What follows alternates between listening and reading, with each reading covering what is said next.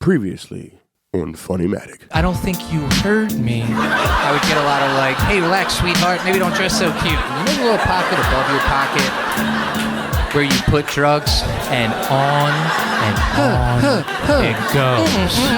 But yeah, I'm trying to get into better shape. Shut the fuck up, Jeannie. She likes to fall asleep too. Me laying awake in the dark pit, man. That's married people time. Listen. Your next comic coming to the stage is a writer for Adult Swim. Ladies and gentlemen, from Philadelphia, Pennsylvania, Tom Cassidy. Give him a nice big round.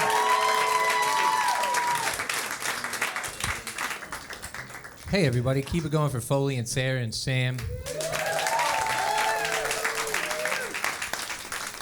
It's so good to be here, man. I'm so glad we're all here. I went to the diner recently with my overweight friend.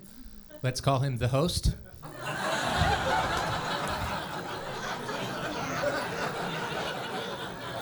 Actually, it was not him. It was another overweight comedian, but he works visually for the joke. Anyway, I went to the diner with my friend who's overweight since he's fully vaccinated. And he's shaking his head. I say that because, like, I wouldn't go out to eat with, like, a chunky friend who wasn't fully boosted. Just because, like, they're already compromised, and I would feel, like, personally responsible if anything happened to him. Like, I can't have both his blood and mayo from a turkey club on my hands. Anyway, the waiter asked us what we wanted, and my friend ordered, and he said, "I'll just have," which is already funny. But he was like, "I'll just have the cheeseburger deluxe and a chocolate milkshake." Hey, buddy, you can't say the word just when the word deluxe is in your order. I'm just saying, guys, the one word cancels the other word out. That's like my fiance being like, "Hey, what do you want to do tonight?" And I'm like, "Oh, I don't know. Let's just have a threesome."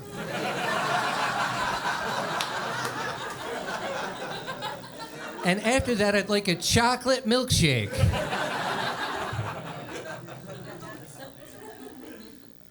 After the diner, we got caught in the rain, and it was like pouring out, and neither of us had an umbrella. And I was like, "Man, it's miserable out." And my friend was like, "Yeah, but it could be worse." Okay, that's true. Also, doesn't change the fact that this sucks right now. I hate the phrase "it could be worse" because it just makes you feel bad for feeling bad. Like, you can't have a legitimate feeling that happens to be negative. Like, "Oh, I just lost my job. That's terrible, but it could be worse." What the hell are you talking about, man? My boss could shoot me after he fires me? Rent is due. There's one phrase that's even worse, and it's when someone says something like really bad, like, "Tina told me she's leaving me and taking the kids." "Oh, I'm sorry, but at least you have your health." At least you have your health is the ultimate "it could be worse." It has all of the guilt of "it could be worse" while making you think of every sick person you've ever known. How about this for a phrase, guys? How about "it could be better"? I think that would be a good phrase for third world countries. Like, "Hey, we got the pump to the waterworks, now we have water for the village." "Oh, that's cool. Could be better." Some electricity would be nice. I don't know, maybe some medicine, because I don't even have my health. Full circle, the joke's over. Some things could be better, some things could be worse, man. I just mentioned to her earlier, my fiance has been having a tough time recently, man. My fiance has been getting sexually harassed at her office. Yeah, ever since she started working from home. Yeah, give it to me, baby. Yeah.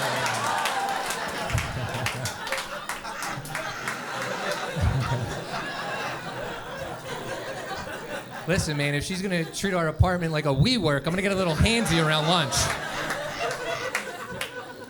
Relationships are about give and take, everybody.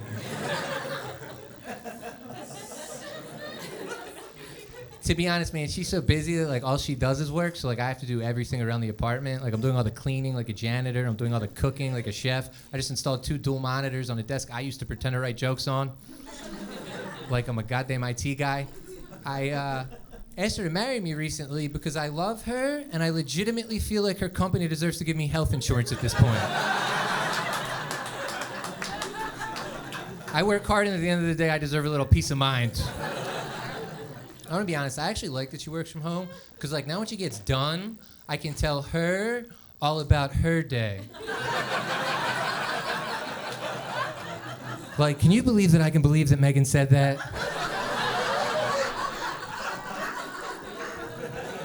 I told you that you told me she's crazy.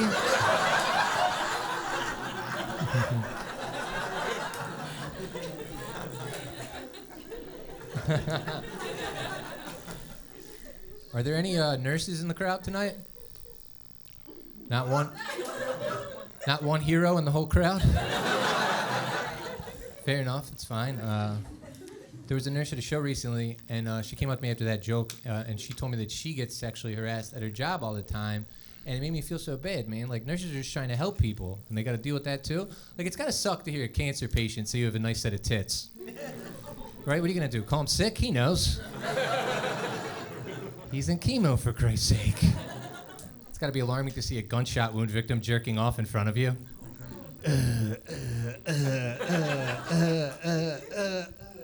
I know you guys are thinking, who would want to shoot Louis C.K.? The man's a genius. Okay. One more since you guys don't like this joke. Somebody on their deathbed? Come closer. Closer.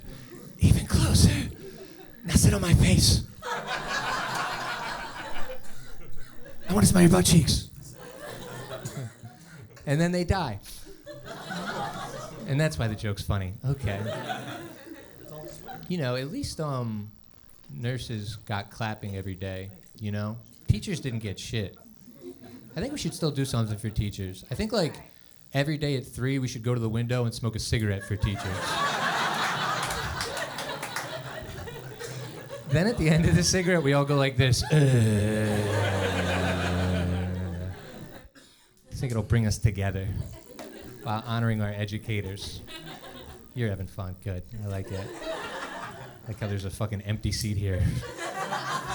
It's like Memorial Day. It's for a fallen soldier. Hey, buddy, you having a good time? You're looking like he's there. Okay. You want to have a threesome tonight with her and fucking... Just watch in the corner. Join in later.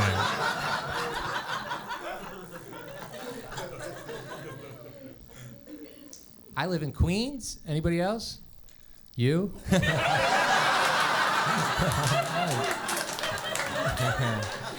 Me, you, and everyone else is doing well. Excuse me. Forget them, though, man. What's up? Let me get a ride home. You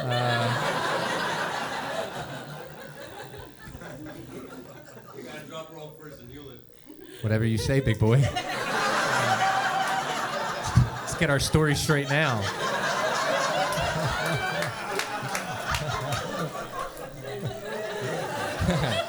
Hey, scram, honey. We got stuff to do. No,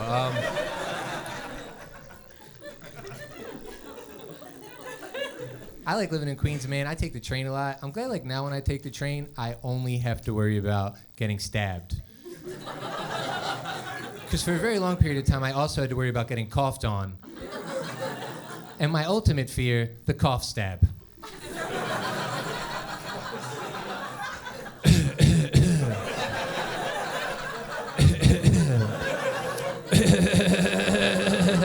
That last one was the Puerto Rican cough stab.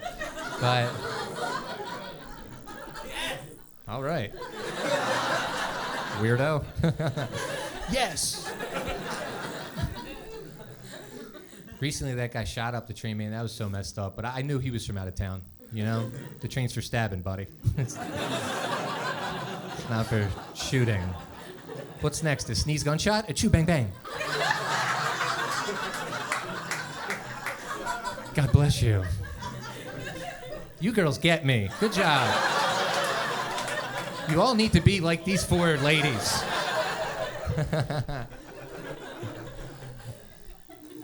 I saw an internet video where these two dudes were fighting on the train because the one guy didn't have a mask on. And the guy who had a mask on was like, yo, put your mask on, fam. And the guy who didn't have a mask on said the most New York shit I ever heard in my life. He went like this. He was like, yo, respectfully, suck my dick.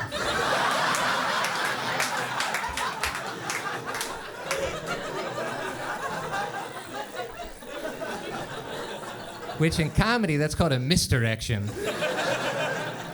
And the guy must not like that kind of humor, because he beat the shit out of the dude, took his mask off, and spit on him.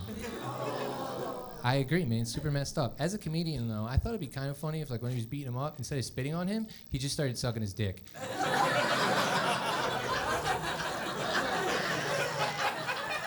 Just because that's the most disrespectful way to do that. A minute ago, the guy was like, yo, respectfully suck my dick. Could you imagine if the guy was like, fuck that, come here. Hit him with the...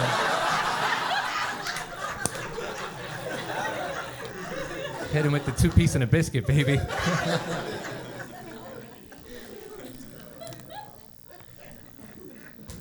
I have too many jokes about the train. Here's another one.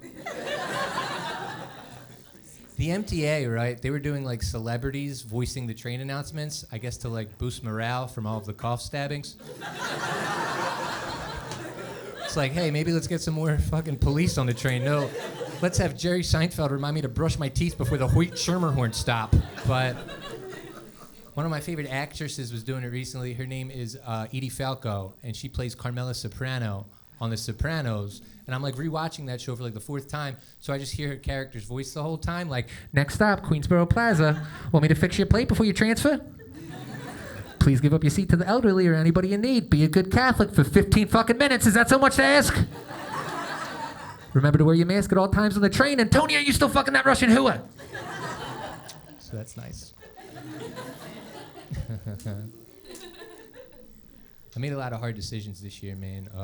One decision is I am no longer buying Christmas or birthday presents for children in my family who have successful parents. Yo, why should I buy a present for a baby cousin whose mom is a doctor and whose dad is an engineer? That little bitch should be buying me a present.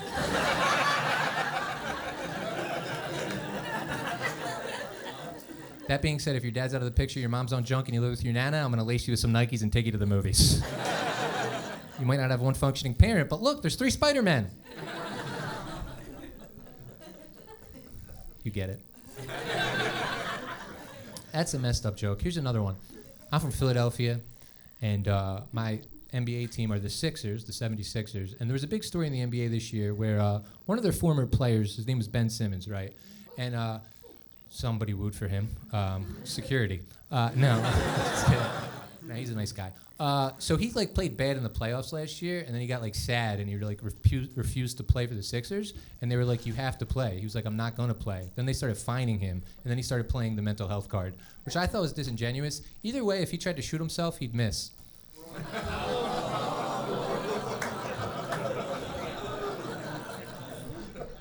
Not just because of his poor free throw percentage either, man. He's really good at defense. Every time he tried to shoot himself, he'd block the shot. When you guys don't like a joke, you really don't like a joke. And that's what I don't like about you as a crowd. But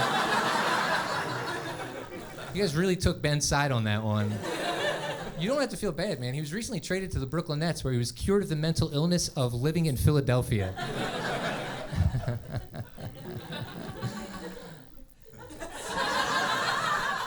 As long as I have you 4, I can do anything. You're my little Charlie's Angels, +1. Stick with me, girls.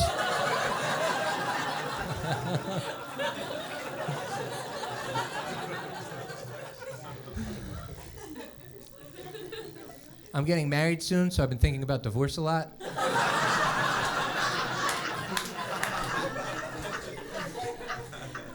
When I say that, I mean like I'm trying to learn from other people's mistakes so I don't make those same mistakes. Like, my second favorite rapper, Kanye West, is going through a divorce right now.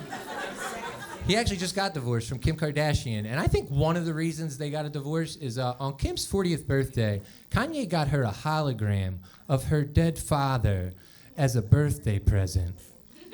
So I'm not going to do that. But If you don't know who Kim's dad is, when he was alive, his name was Robert Kardashian, and he was O.J. Simpson's defense attorney when he allegedly made that one mistake. Technically two. But hologram Robert Kardashian gave Kim this weird birthday message, but like toward the end of it, he went out of his way to say how good of a husband Kanye was. Who is, I assume, the person who wrote what the hologram was going to say. Can you guys understand or fathom how crazy the world is right now? That OJ's dead lawyer is embarrassed from hell? And when I say hell, I mean reality, because that's where we're living when we put words into deceased holograms' mouths. I'm just worried 2024 is going to roll around, hologram Robert Kardashian's going to run for president and win. Half of this country will be like, that hologram Robert Kardashian's got a lot of good ideas. I like how he's shiny. I told that joke once, a lady heckled me. She was like, he's better than Trump. I was like, lady, he's a hologram. I didn't like Trump. I thought he was a con man, but he was a human. I don't think we should be able to put our arms to the leader of the free world. That's why I voted for reanimated Joe Biden. Say what you want about that old whispering son of a bitch, but you can't put your arm through him.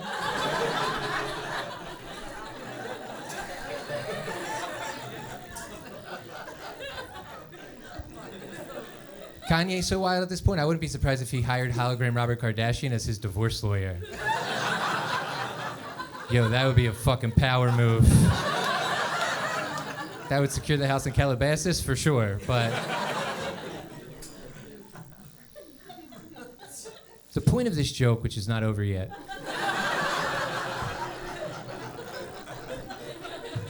is I just don't trust like holograms of dead people that were disgraced in life. People talk about cancel culture all the time. Why are we canceling all these real people, but we're letting these holograms run amok, man? In Las Vegas right now, they have a hologram Michael Jackson concert show. Guys, I'm going to be honest with you. I enjoy Michael Jackson's music. And listen, maybe he touched those little kids, and maybe he didn't. But isn't maybe enough to not have a shiny ghost version of him doing a moonwalk across a smoke-filled stage, he-he-heing? It's not necessary.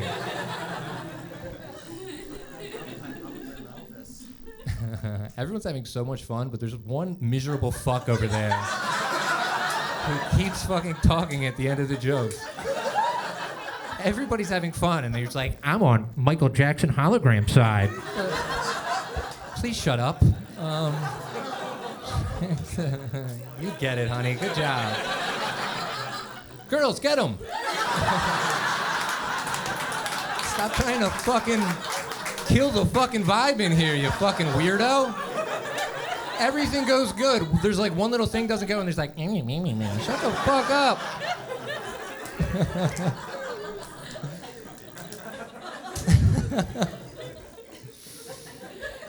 Holy shit.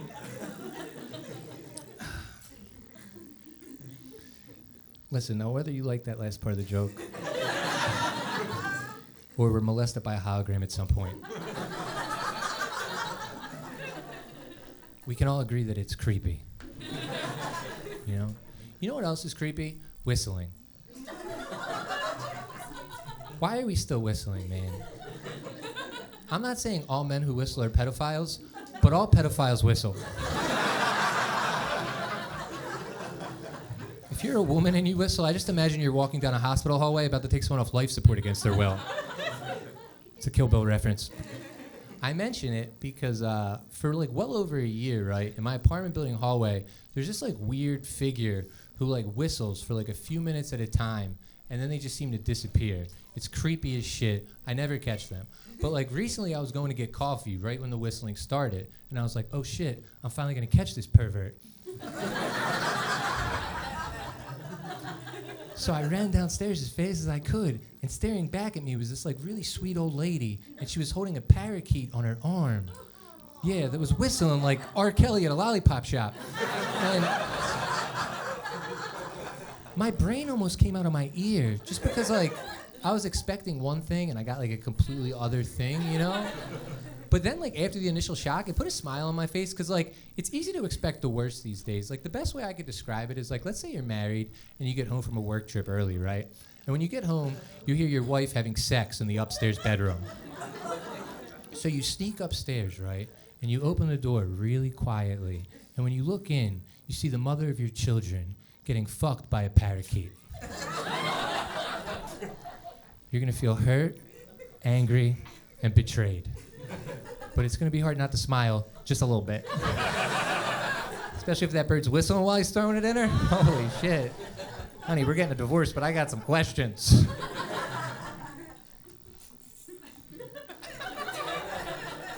That one's not for everybody. That'd be a good time for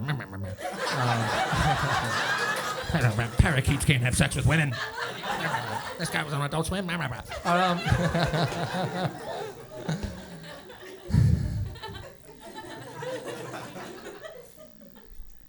You're freaking me out because you look just like me.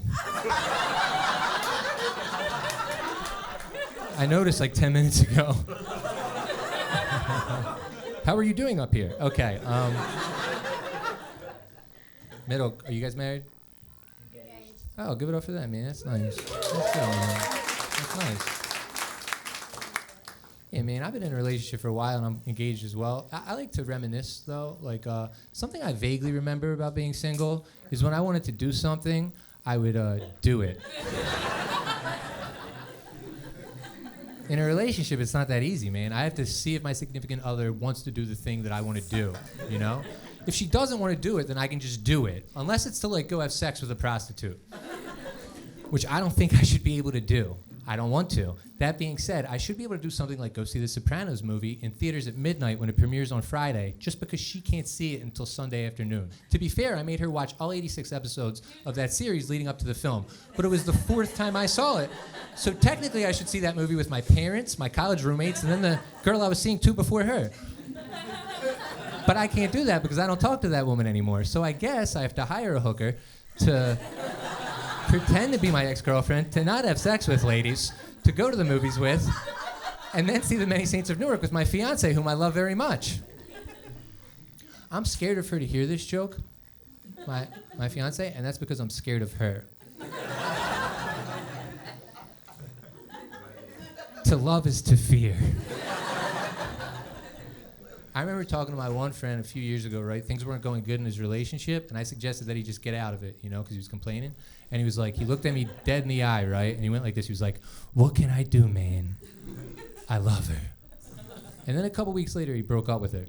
So I guess what he could do is stop loving her. Which, like, when you stop loving someone, that's a very uncomfortable situation. But when you love someone and they don't love you anymore, that's a real pickle, man. That's what happened to AJ Soprano on the last season of The Sopranos. And he tried to kill himself in a pool. But it was more of a Ben Simmons cry for help. I'm so glad I'm referencing the one joke that you guys hated in the next joke. Long story short, I did not see that movie in theaters. I just watched it at home with my lady, and I'm very glad I did that because the Sopranos movie sucked so bad that if I would have spent money on it, I would have wanted to kill myself. But then I thought if I did want to kill myself, I'd have to ask my lady if she also wants to kill herself. Which just changes the whole vibe, you know? Some things are meant to be done alone. People don't really like jokes about death. I get it. Here's another one. It's been a tough couple years, man, for everybody I know. My friend passed away right before the pandemic suddenly. His name was Chris Cotton. He was a very funny and beloved comedian, and people honored him in different ways. Somebody drew a picture of him as an angel, and it was a very nice picture. He had like a halo and angel wings, and the angel wings were white, and my friend was black. And he was like dark-skinned too. He was like the guy who took Tom Hanks' ship in Captain Phillips. He was like, "I'm the captain now, black." And I just don't think he would want white angel wings. I don't think black angels would want white angel wings. I don't think black angel wings are right either. Black on black, that's kind of scary, and I'm sure it's hard enough being a black angel as it is. Always getting pulled over by guardian angels. trying to get to downtown heaven, catch a Prince concert. Maybe like some beige-colored angel wings with like some Timberlands. Perhaps some purple angel wings on Easter with some retro grape Jordan 5s. If you're a black angel, you have to match the wing with the sneaker. Or all the other black angels will make fun of you. And that would be hell for a black angel. I like talking about race-related things. I know it's uncomfortable, but I think it's important to talk about at a comedy club. And we can't all be sucking dick on trains, you know? Sometimes you gotta talk about some real shit. Like a lot of people say there shouldn't be any racist cops. That's a very easy thing to say, and I don't agree. No, I'm kidding. Just want to make sure you guys are still listening. There obviously shouldn't be any racist cops. That's such an easy thing to say, right? I do think, like, once we get them out of those jobs, though, because cop isn't the only job racist people shouldn't have. Once we get them out of those jobs, we should find them specific jobs. Because if we fire them and then just shun them from society, racism never dies. So specific jobs for racists. I think, like... a good job for racist men, I think, would be like garbage men. Garbage man would be a good job for racist men, because you could just point at them and be like, those are garbage men. Plus, like, how can you get mad at a racist garbage man? They're picking up trash all day. It's a fun thing to do while you murmur something racist, I would imagine. If you're not racist and you're already a garbage man, you get to switch to recycling. Because you get it, man. I think a good job for racist women would be librarian. Because nobody goes to the library in this country. We just have these racist women in empty buildings. Plus, like, if they are racist, they have to be quiet racist. And if they're, like, loud racist, we can shush them. Shh! Stop being racist! And help me find this book, please. In closing, we're planning the wedding right now, and I'm just deferring to whatever she wants generally, which I think is the right thing to do. That being said, I'd like to tell you guys how I would plan the wedding if I had 100% control over it. And the theme of my wedding is that this is a joke. Okay. Let's start with the ceremony. Despite what a lot of people think, marriage is a sacrament. So we're going old school, baby. Catholic Church. And yes, obviously, some of the priests did what they did. Show me an institution that ran for a similar period of time that didn't. Now listen, I'm not condoning it at all, but my parents got married in a Catholic church and their parents before them and so on and so forth. Why do I think I know any better? Anyway, that's what I say to the guests at the beginning of the ceremony. Before she comes down the aisle, because I don't want to take anything away from my baby on her special day. Honestly, I can't decide if I want my wife to be 8 months pregnant or not, but I think it works either way, so lady's choice. My best man is Jewish, so I assume he'll have to be in a big plastic bubble. So he's allowed in the church. Folks, I don't make the rules. I just follow them very diligently. Love the Jews, by the way. Hanukkah was a little early this year. You people are up to something.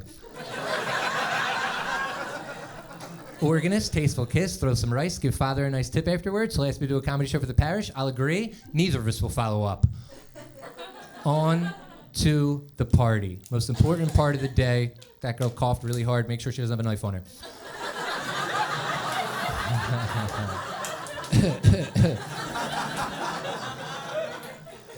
All right, party of my wedding.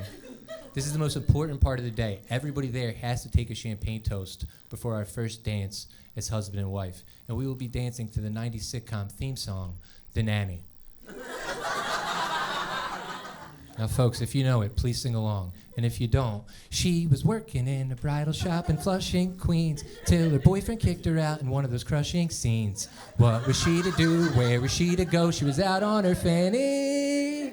So over the bridge from Flushing, the Sheffield's door, she was there to sell makeup, but the father saw more. She had style, she had flair, she was there. That's how she became the nanny. There's more. Who would have to guess that the girl we described would be exactly what the doctor prescribed. Now the father finds you beguiling, watch out, CC, and the kids are actually smiling. She swore to be. She's the lady in red when everybody else is wearing. Your heart was in the right place. The flashy girl from Flushing, the nanny named Fran. Thank you, that was beautiful, thank you.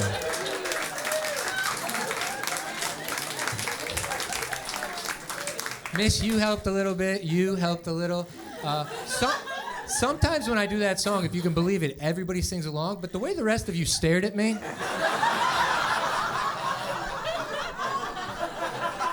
that was fun in its own unique way. Anyway, during the song, me and my wife are going to be going at it pretty hardcore. Getting as close to penetration as humanly possible.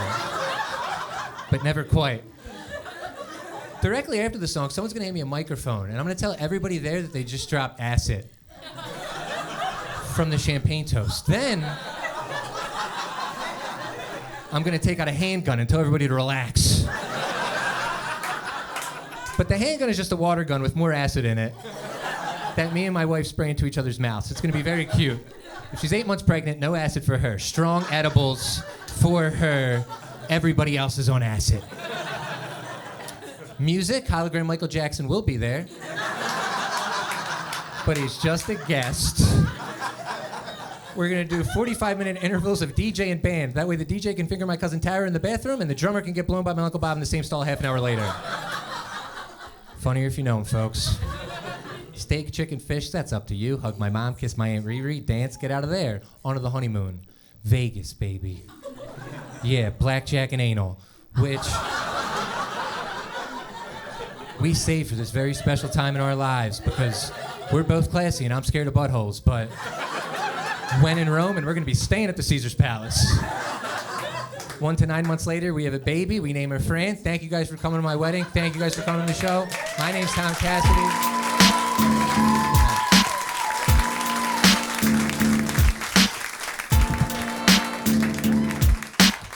How about that, Tom Cassidy, everybody? Give him a nice big round of applause. Let him hear it.